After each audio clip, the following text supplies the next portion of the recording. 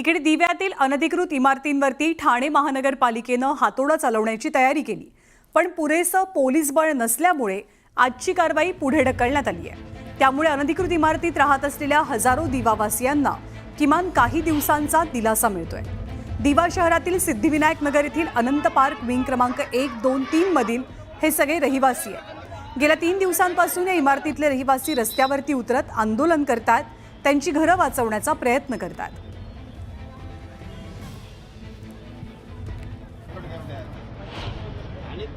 TMC एका महिन्यात ठरवते का इथे दिवा चौकातली अनंत पार्क अशी बिल्डिंग नावाची बिल्डिंग आहे जी अनधिकृत आहे आणि जिला तोडण्याचा प्रयत्न करते। एका महिन्यामध्ये 4-4 वेळा कारवाई येतात, जेणे कुठलीही प्रकारची कोर्टाची हायकोर्टची नोटीस नाहीये डेमोलिशनची, त्याच्यासाठी तरी सुद्धा इथे येतात। आम्ही त्यांना सुद्धा जबाब विचारला, बाबा तुम्ही काय इथे येतात तोडण्यासाठी, नक्की तुमचा काय अट्टा आहे? आम्हाला घरच नाही राहणार तर आम्ही राहणार कुठे, करणार काय? आम्ही पैसा कशासाठी लावला इथे? आमच्याकडे पैसा नसताना आम्ही दिव्यात घर घेतो। माणूस दिव्यात स्वस्त घर आहेत म्हणूनच दिव्यात घर घेतो ना। मुंबई सारखी घेण्याची आमची ऐपत असते तर आम्ही मुंबई साईडला घेतली असते। जुनी बिल्डिंग सापडली आहे की जी अनधिकृत आहे असं ते म्हणतायत। मग आता जे अनलिगली काम चालू आहे त्याच्यावर हातोडा का फिरवत नाहीये? सरकारला ह्यातून काहीतरी फायदा भेटत असेल म्हणूनच ते लोक त्यांच्यावर हातोडा नाही फिरवत आहेत आणि ह्या जुन्या बिल्डिंगवर हातोडा फिरवायला येतात। तर आम्ही असं होऊ देणार नाही। घर नहीं रहेगा तो हम लोग जीने का क्या फायदा? इससे अच्छा मरना ही पसंद करेंगे हम लोग।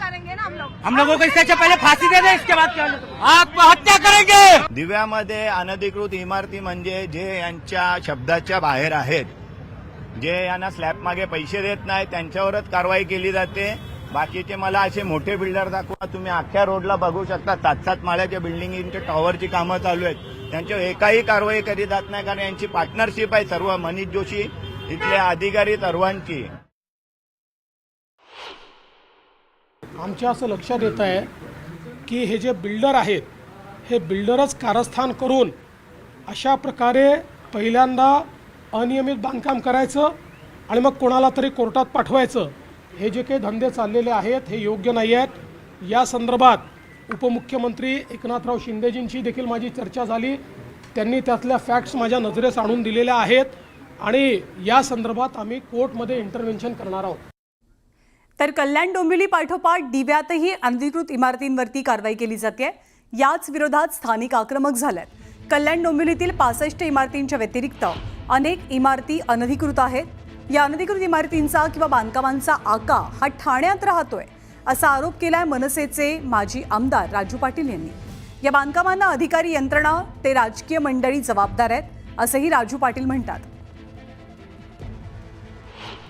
एक तर हा आखा नेक्सस आहे, ही आखी चेन आहे। पोलीस पण याच्यात सामील आहेत। कधी कधी पोलिसांवर दबाव आणला जातो, एक काम फुकट कर, परंतु त्या कामात ते पण सहभागी असतात। ही बांधकामं जी आहेत ही काय एका रात्रीत वर येत नाहीत। वॉर्ड ऑफिसर सर्वात मोठा जिम्मेदार असतो याच्यात, सर्वांना सर्व माहिती असतं।